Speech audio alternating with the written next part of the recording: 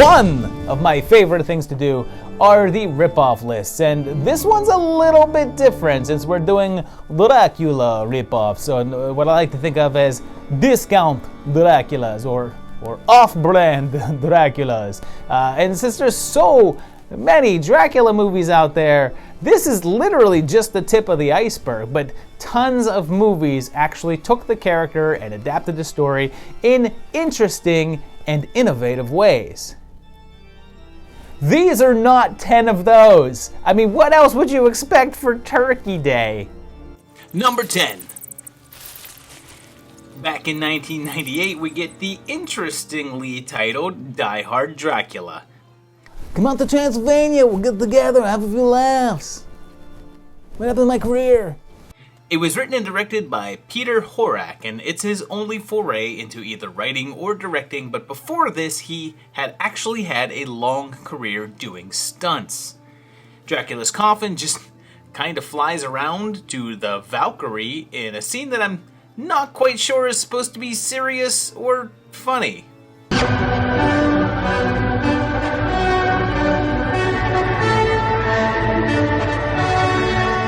The Count appears looking like the old gypsy from Thinner, and in modern times, when Stephen's girlfriend is killed in a water skiing accident, but then is brought back to life by a shooting star or something, but he doesn't know this, so he just goes to Europe and then just kind of wanders around, doing a Ferguson. In case you were just joining us, a Ferguson is any sequence in which characters pad out the runtime of the film by just walking around and looking at scenery and stuff for as long as possible. Stephen wrecks and meets up with a woman who looks just like his Julia, and Crispin's dad shows up as Dr. Van Helsing.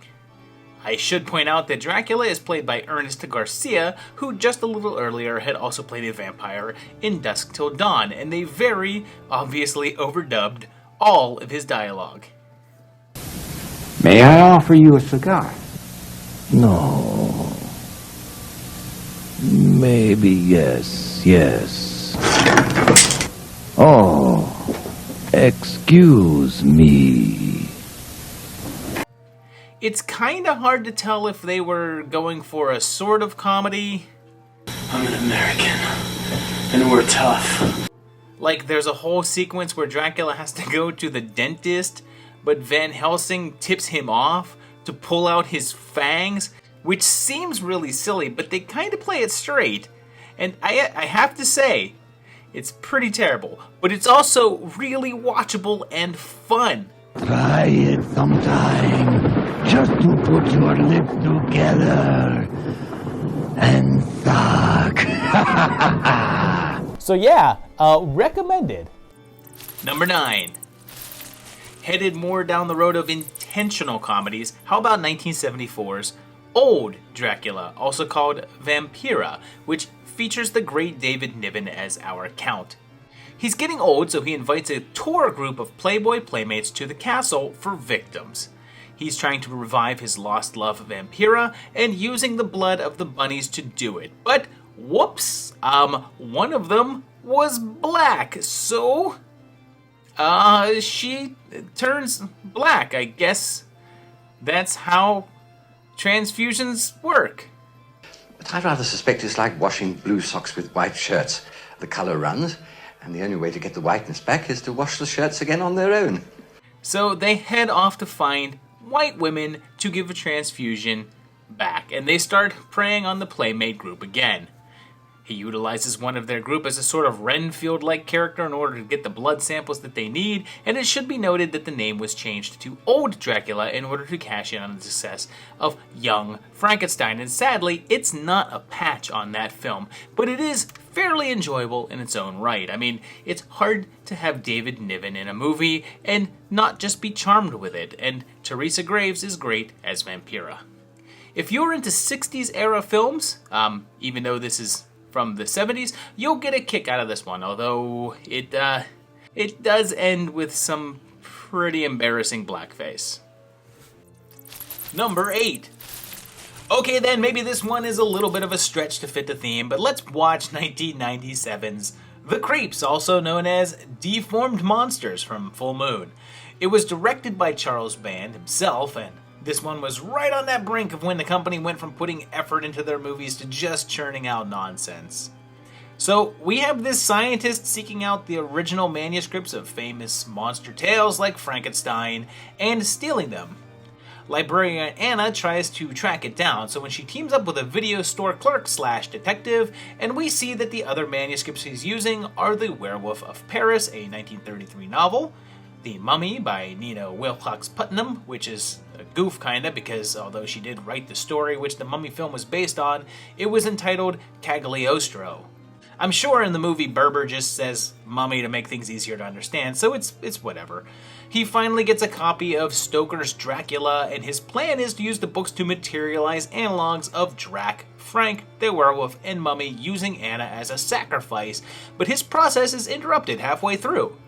Because of this, the spell only works halfway, and the monsters are created at half size, being portrayed by little people. Now, here's the important part and why this film is on the list, and that's because Dracula is played by Phil Fondacaro, who is an icon as far as this channel is concerned, and his portrayal of the Count is astounding.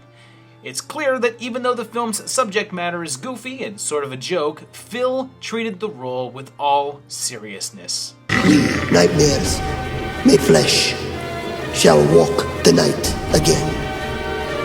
And I know that I'm only 3 movies in on this list, but he is by far the best suited for the part for all of them. The monsters then have to find Anna to complete the ritual, and yeah, it's not great, but it is a lot of fun. It gets a lot of flack because it seemingly makes fun of little people, but it's pretty clear that Fondacaro is actually preventing that from happening because if anything, this shows that taking a ludicrous concept and putting some heart and effort into it pays off. Number 7.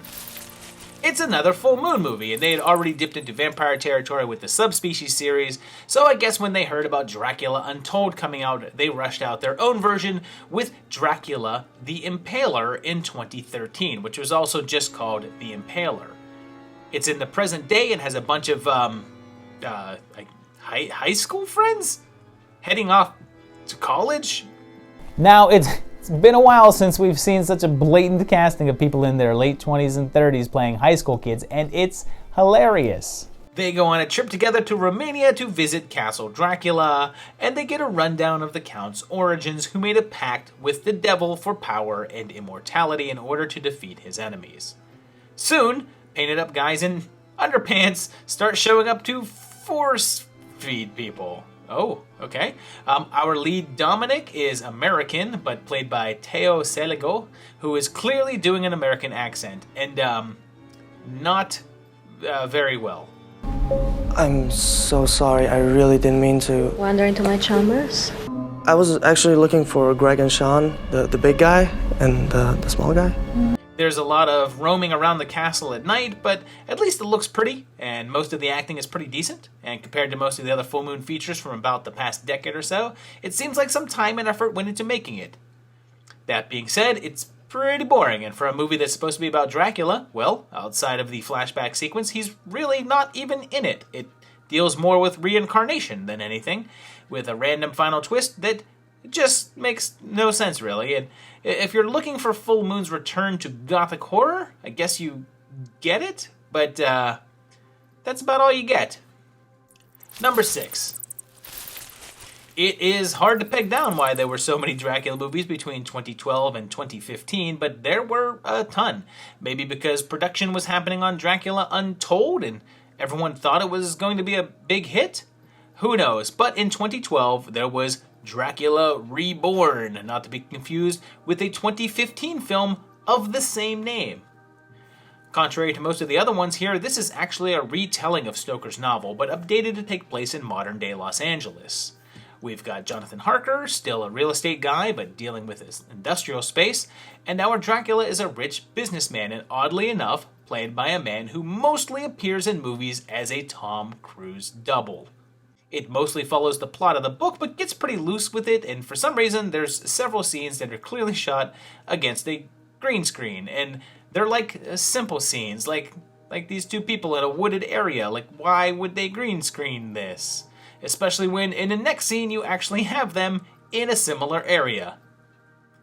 It carries over as they drive away in a green-screened car, and for some reason there's just this other car, like, right up on their ass. Why use footage that clearly has another car in it? Just go shoot with an empty plate of the road behind you. It would have taken like 5 minutes, and you would not have this weird tailgater here. I should mention that Renfield is this slick, bald dude here, not a fly-munching lunatic, and Van Helsing is also some young, hunky guy. It's passable, but it's pretty boring, really, with the plot just kind of crawling forward, and once you know that the actor is basically a Tom Cruise impersonator, it's pretty much all you can see. In terms of updating Stoker's novel, I think it's a concept that can really work well, but this isn't quite it. Number 5. Mockbusters are so commonplace now, what with companies like the Asylum making knockoffs of whatever's in the theater, but no one did it better than Roger Corman, capitalizing on the market like no one else with stuff like Carnosaur and 1993's Dracula Rising, released shortly after Coppola's Dracula. But this isn't a book adaptation, it's an original story with the Phantasm 2 girl and the Blue Lagoon guy as Vlad. He woos Teresa, and she's sent on an assignment to Europe, where it just so happens that Vlad is, and she of course reminds him of an old love, because yeah, that's a thing in vampire movies. They're in one of those unique European towns in which everyone speaks unaccented English and acts like it's the Middle Ages and not the mid-90s, and Vlad has a rival/friend named Alec that is manipulating things. And I should sidebar to point out that this film was written by Rodman Flender, who didn't write much but then became a director, handling Leprechaun 2 and Idle Hands. It mostly ping-pongs from the past, with Vlad's love being accused of being a witch and is burned at the stake, and there's some stuff with Vlad being the son of Vlad the Impaler, who's a vampire that's not Dracula, I guess, and he turns other Vlad, and holy crap, is this movie boring. Not much happens at all. It's not really an adaptation of Dracula as much as it is sort of an interpretation of it, emphasizing the love story stuff that its bigger budgeted predecessor did, but without the skill level and chemistry of the leads and no engaging storyline. And considering that this one disappeared quickly, never had a follow-up, is rarely talked about, and doesn't even have a Wikipedia page, and the finale features some top-level 1980s effects in 1993. Maybe they should have called it Dracula Falling. Is that really how I'm going to end that? Number 4. Back in 2000, there was an interesting take called Dark Prince, The True Story of Dracula, directed by Joe Chappelle, noted director of Phantoms, in which Affleck was the bomb, and Halloween, The Curse of Michael Myers, but then moved on to doing a series of acclaimed TV jobs. It was a TV movie premiering on the USA Network and was billed as a more historically accurate take on the legend, introducing Vlad Dracula, and this will mess with your mind, because Dracula is played by Rudolph Martin, who, in the same year, played Dracula on Buffy. RoboCop is here with a silly beard, and for the bulk of the film it's mostly a factual war story about the battle between Vlad's men and the Turks, and his teaming up with the King of Hungary, here played by The Who's Roger Daltrey, because I guess Hungarians had British accents back then. He marries, and again, there's very little Dracula here. Considering that it's one part origin story and one part historical fiction, the supernatural aspect is pretty far in the background, although the ending does bridge the gap between reality and legend, and you know what? I'm just going to go ahead and count this in being in continuity with Buffy. This is the origin of the Dracula on that show. Number 3. This one's kind of cheating and maybe shouldn't be included on the list, because I really wanted to cover this movie, but I was unable to find a copy anywhere. But it's important to talk about 1975's Defula.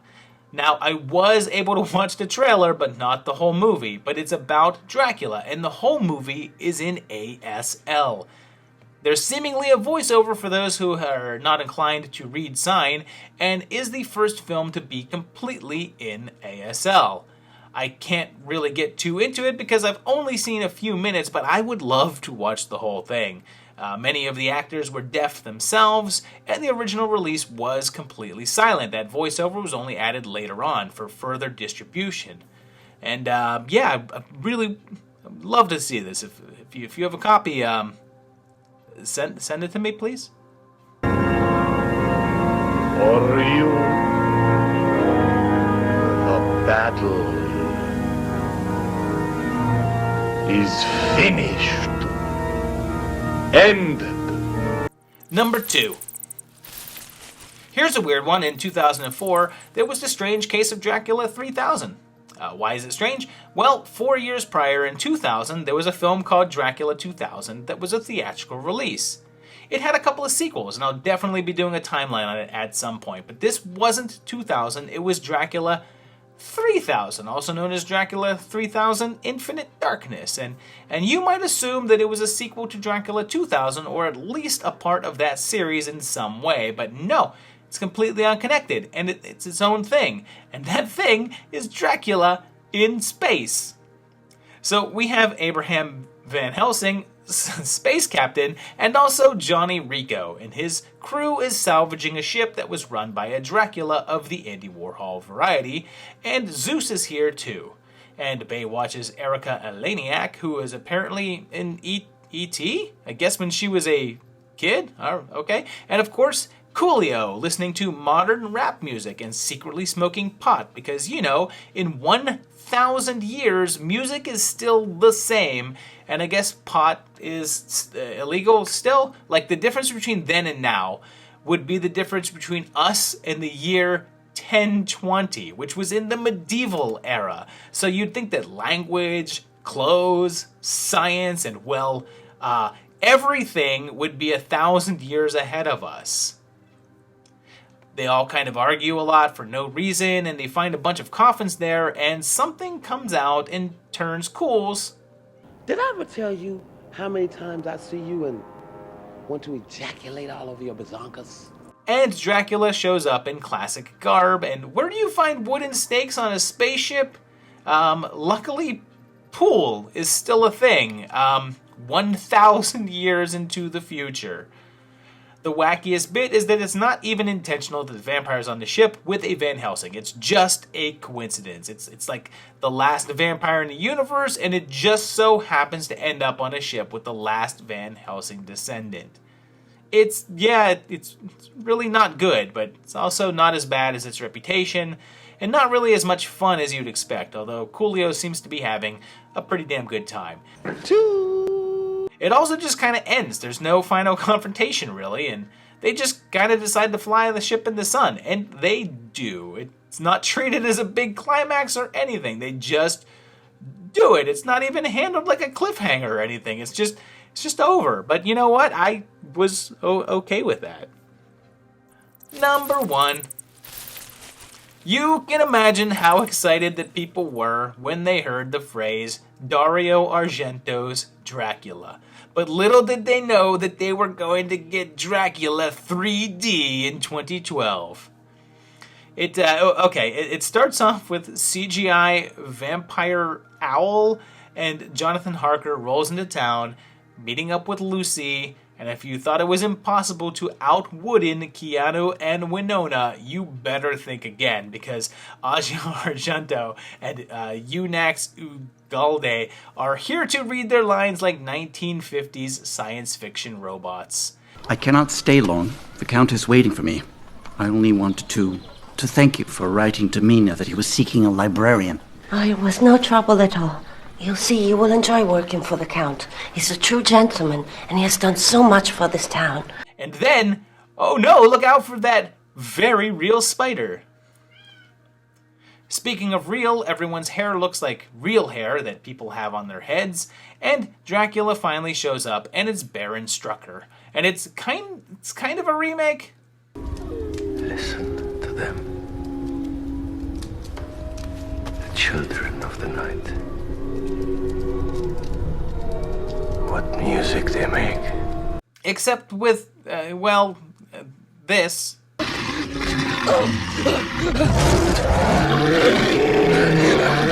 And this.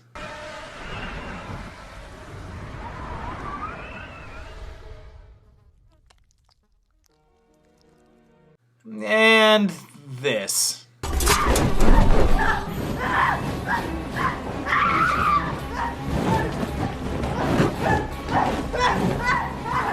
Roy Batty plays Van Helsing, and yeah, it's just as bad as you heard. You're kind of hoping it to be more ridiculous bad, but it's just mostly regular bad, with every single performance being terrible, with the possible exceptions of Hauer and Kretschmann, who are just not as good as usual. Argento at least throws in some of his trademark excessive violence, but then there's this.